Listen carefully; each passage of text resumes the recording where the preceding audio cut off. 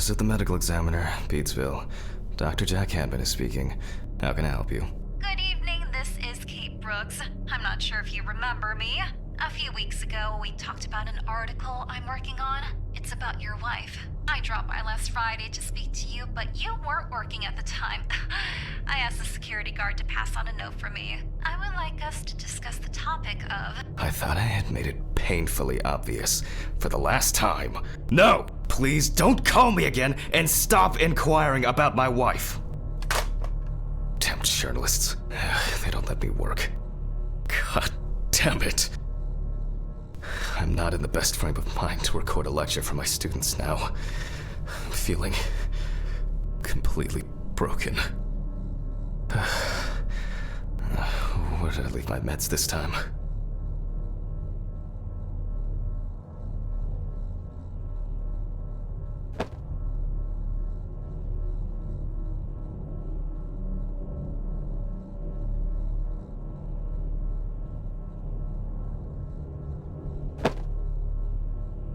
They definitely pay me too little for this. Stephen didn't clean up after himself again. He won't be needed for the next few months. Wednesday. It's not my favorite day, although it's certainly better than Monday. I guess it was in another life.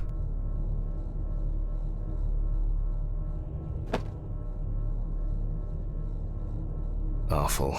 It would be good to finally repair the coffee machine.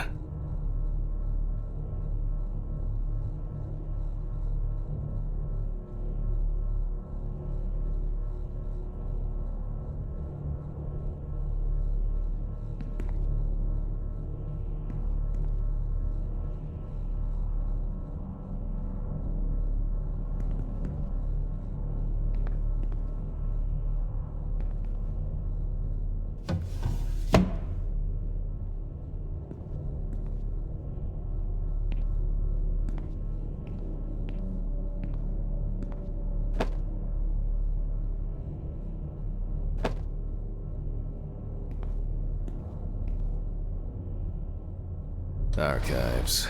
Just as lifeless as the corpses they concern.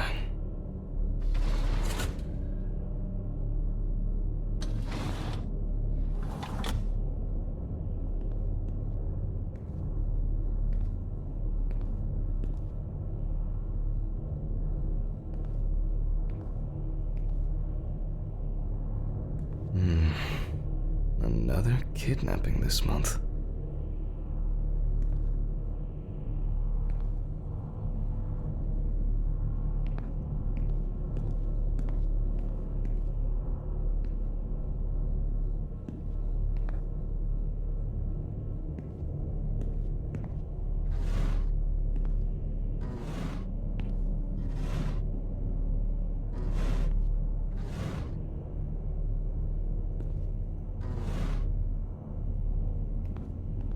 Medical University diploma.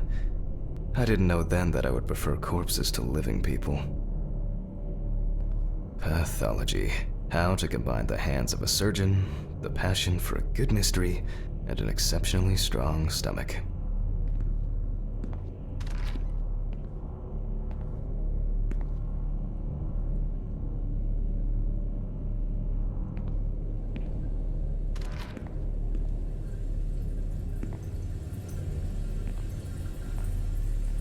Okay, time to pull myself together.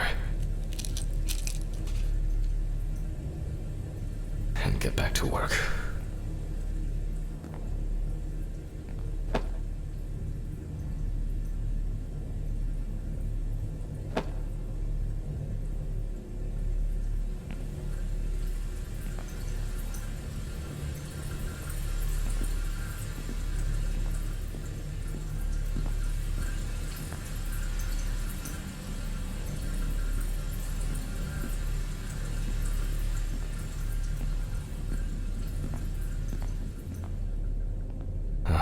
I need to set up the camera first.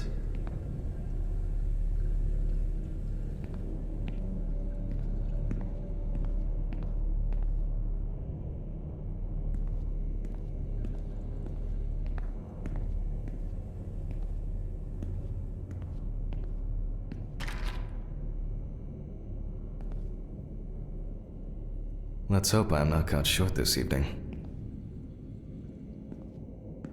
This place is starting to look like a hoarder's dream, rather than a storage room. I don't see any need to mess with the electrics. They are flaky enough as it is.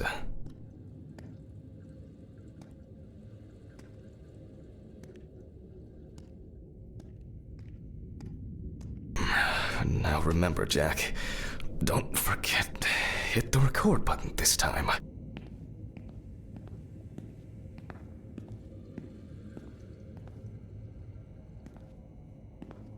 But the word is, the lab will be open tomorrow.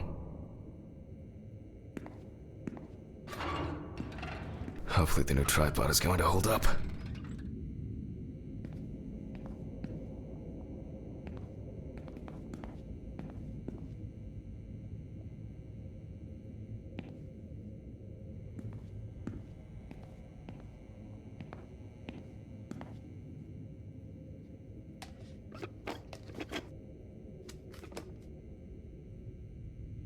Now, I just have to get everything in frame. This should be fine. November 20th, 1991. Time, 8:43 p.m. Recording for medical students from the University of Missouri. This autopsy is conducted by Jack Hanman. Hello, everyone. Welcome to the autopsy room. Today, you will have the dubious pleasure of following a full autopsy, step by step. For those of you who have already performed your first autopsy, this will refresh your basic knowledge. In turn, for those whose knowledge is only theoretical, I advise not to watch this after a meal.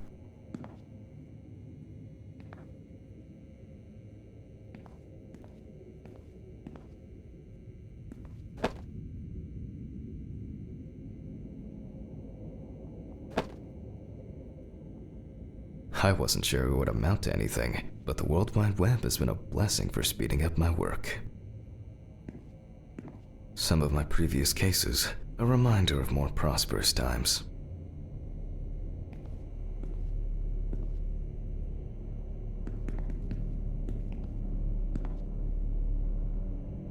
Poor soul, I get cases like this more than any other.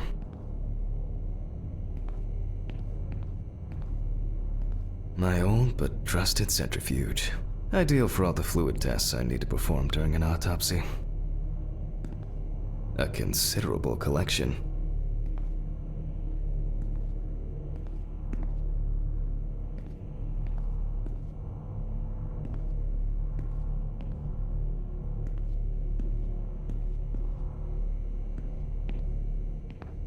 It's been a while since the eye wash in this thing was changed. It's probably a health hazard now.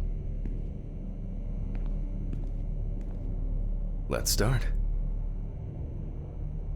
Always wear an apron, mask, and gloves. Goggles are a must when the job is splashy. And in case of sharp accidents, it's worth having disinfectants at hand. It's true that you won't get ptomaine poisoning straight away, but if your liver or kidney aren't doing well, you may end up with diarrhea.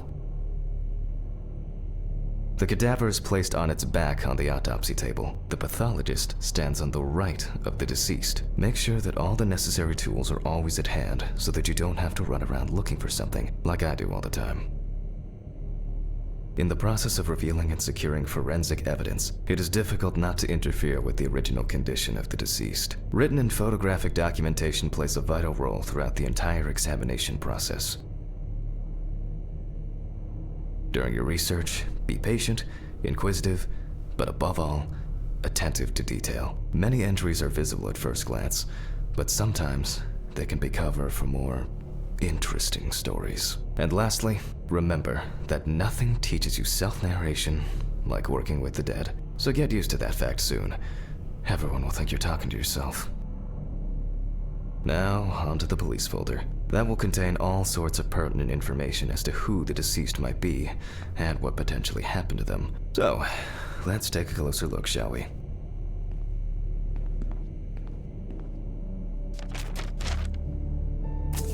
The deceased's name is Tobias Chambers, locally known as Old Toby.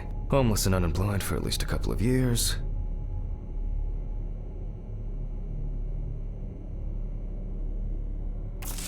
The deceased was found on the outskirts of a parking lot at a gas station, where he often begged and persistently offered drivers to wash their car windows. The body was noticed by a station employee during the morning shift. Initially, he thought that someone had thrown some boots and a coat in a nearby ditch. It took him a moment to recognize the pile of clothes as the body of a man.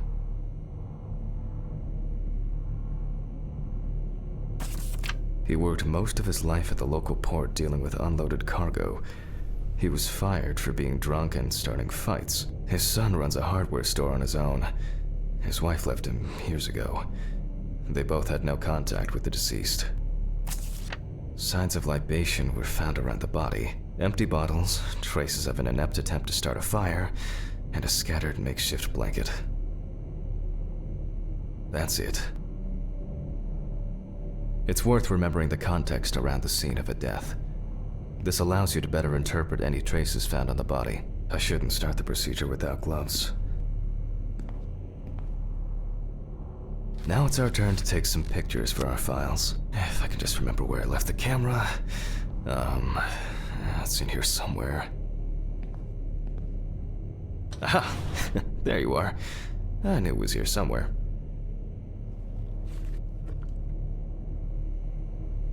As I mentioned at the beginning, before we begin the internal examination, we need to document the cadaver and the condition it arrived in. We begin with a full body photo. Try and stick to the top-down rule, but this is not always possible. Let's keep in mind it's all about the legibility, not the perfect frame.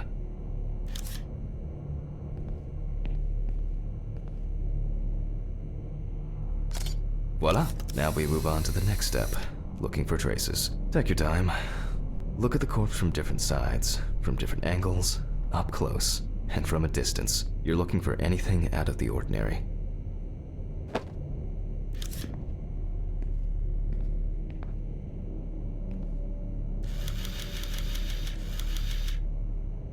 A poorly healed wound. Looks old. I'll take a closer look later.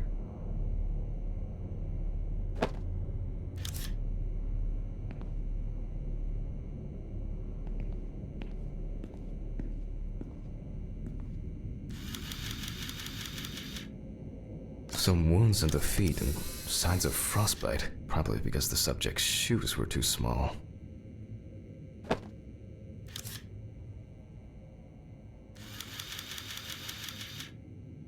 Hardened hands, worn out by physical work, and frostbite?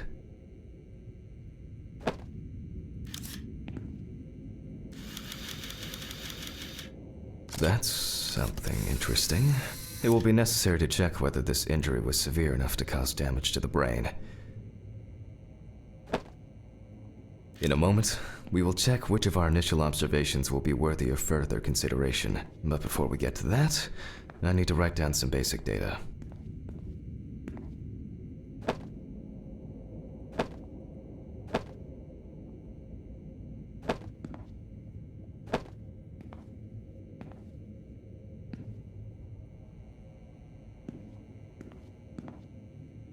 Personal information. The deceased was unclothed. Date. Okay. As you can see, I note everything down on previously prepared forms. Every pathologist must keep a detailed record of every step of the autopsy. This not only allows you to track the procedure, but also collates the results together, upon which you may back up your conclusions. So, enough of the boring prep. Let's begin by taking a closer look at the spots I photographed earlier.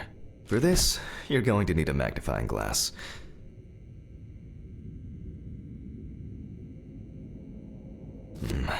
Which spot first? I can confirm the presence of ecchymosis on the deceased man's head.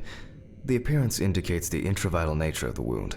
Add alcohol, which I can clearly smell, and this was an accident just waiting to happen.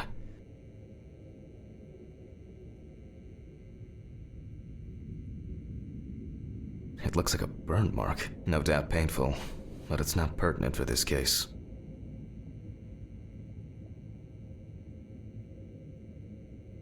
Here we can see frostbite on the fingertips. We can tell by the characteristic skin color.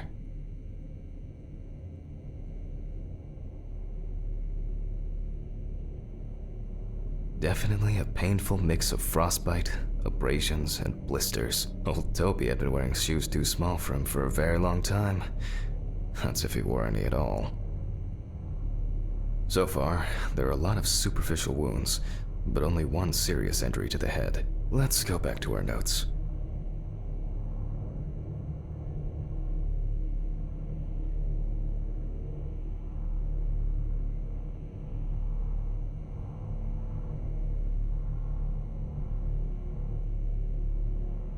First, I mark the location of the injuries and make notes for each one. So, the head wound. Definitely an important clue. This is something we'll investigate first. Even though this type of wound didn't contribute to the deceased's death, we're still required to record it. We're not in frost season yet, but high humidity, wind, and the inability to warm up can also be causes of frostbite. If Toby's body was cold for a prolonged period, the frostbite could have resulted from the body's defense reaction. The safety of the internal organs is more important than fingers, nose, or ears. As you can see, we don't have much to go on. Let's write down what preliminary causes of death we can think of.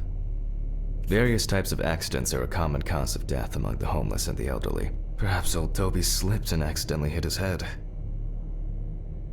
This is of no interest to us. Considering the conditions in which he slept, his body may have become hypothermic. The nights have been particularly nasty lately. We will check if there are any signs of freezing internally. Since the deceased clearly smelled of alcohol, I'll add alcohol poisoning to our list. We still have one thing left from the basics: rigor mortis. Well, we take our deceased by the hand,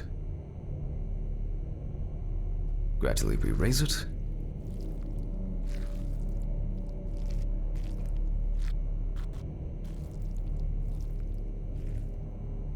now let it go.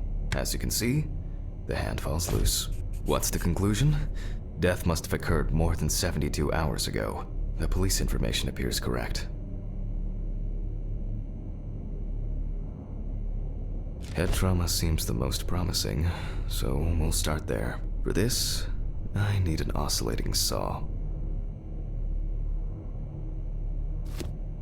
The cut is made from ear to ear.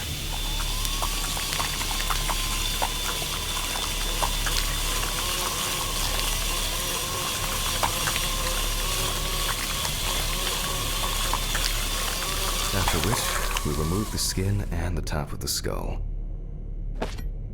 After the basic examination, we can see that the brain's cerebral gyri in both hemispheres are symmetric. The brain looks good. Let's take a cross-section.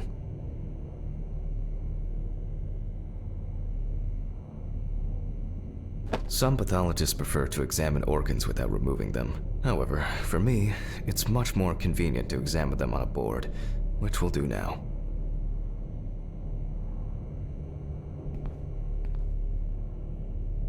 Holding a long, narrow blade knife in the dominant hand, we slowly cut the cranial nerves on both sides, all the time pulling the brain towards us. So far, so good. The hematoma seems to have had no effect on the brain.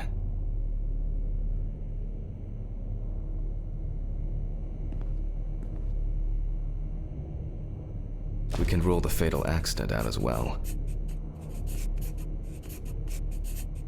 Brain is in good condition, so we have no choice but to proceed to the internal examination of the other organs.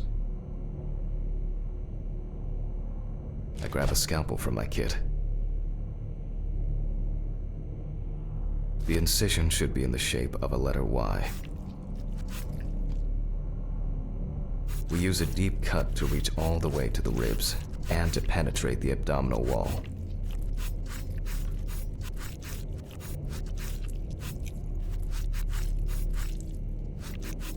Alright, now we peel back and separate the skin.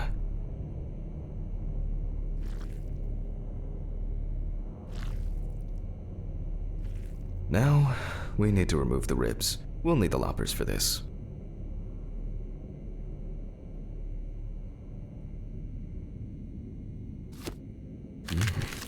Quite a satisfying crunch, for some anyway.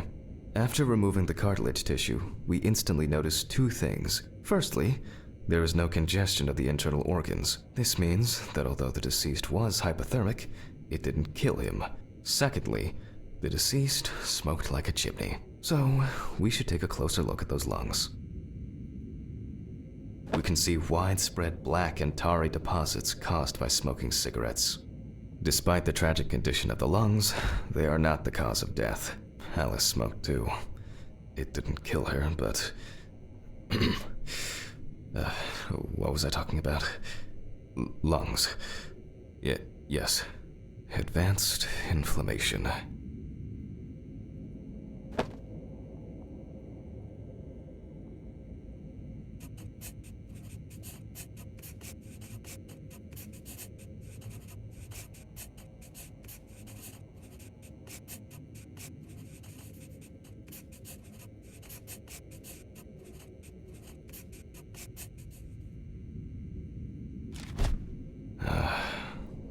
What now? The syringe. Now's a good time to collect some samples. Specifically 3. From the eye, the heart, and the bladder.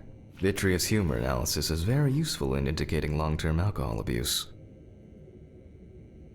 5 milliliters from the left ventricle should do it. Now from the bladder, we draw about 10 milliliters of fluid. Now we take our samples to the centrifuge, but before I do that, I need to find my notebook. My dyscalculia means that I always double-check the settings. Please excuse me while I run and fetch it.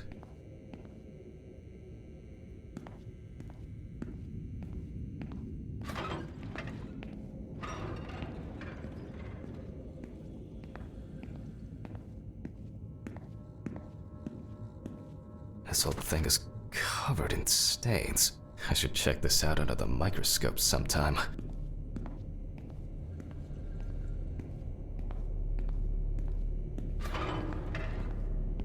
Let's get back to the examination. We put all of the samples into the rotor.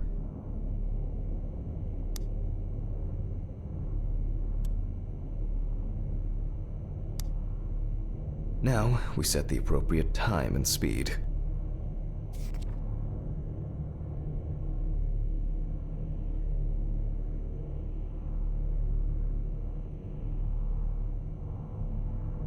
Okay, let's roll.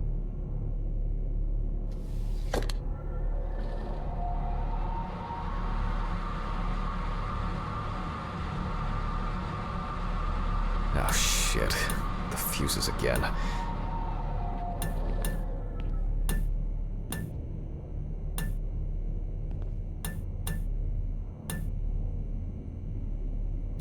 Where were we? Oh yes, the blood alcohol concentration. Let's see what we've got here.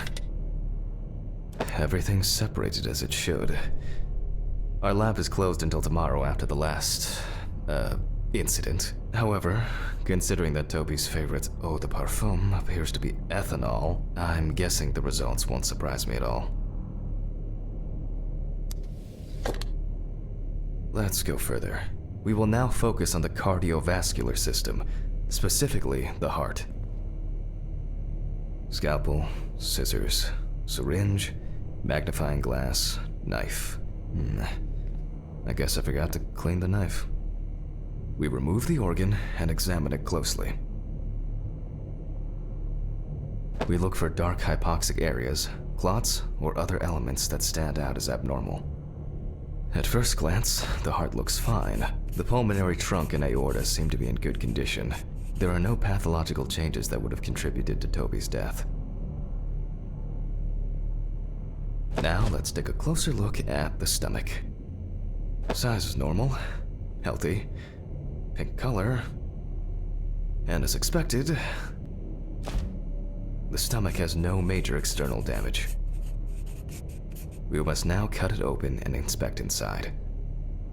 We will do it carefully so that its contents do not spill out.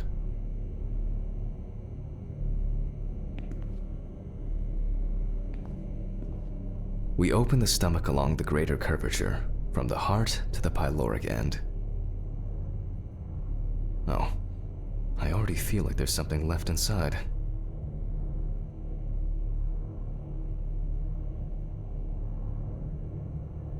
Okay, large amount of gas, small amounts of yellow, grayish food content, resembling some kind of meat.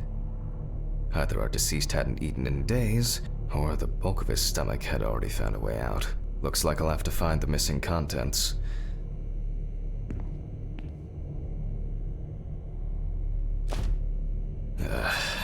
There are two ways here. One is obvious, and the other is... It couldn't have been suffocation, could it? I'll add this to the list and move on to the deceased's neck.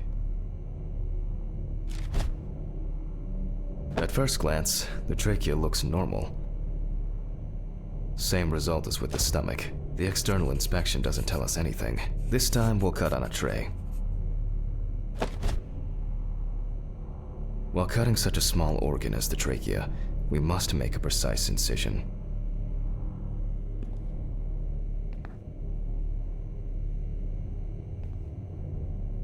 To be able to cut with the very tip of the blade, we must hold the scalpel as we would a pen.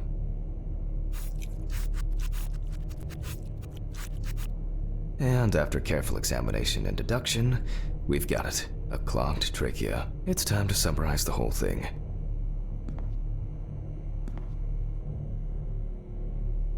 Based on the report and preliminary documentation, it's safe to assume that the deceased passed out after consumption of alcohol and then fell asleep on his back. Then, the gastric contents refluxed and flooded the airways, causing death.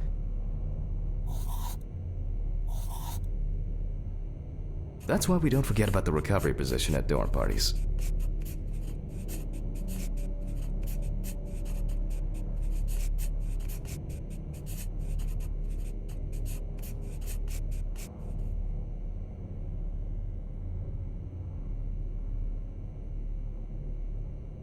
And now it's all clear. The death was suffocation. Now, signature.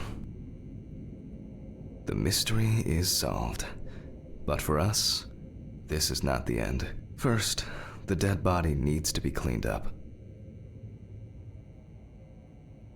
For this, we will need to close the body and grab the needle. First, we unroll the skin flaps. And then, we sew the deceased back up. I'm using the baseball stitch technique. This stitching method is very strong and quick to do. Beautiful. Now we say goodbye to the deceased and put them safely in the fridge, ready for the next stage of their journey.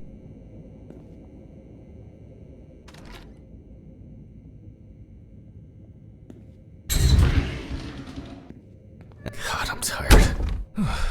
I'll drop these samples off at the lab on the way to the bar.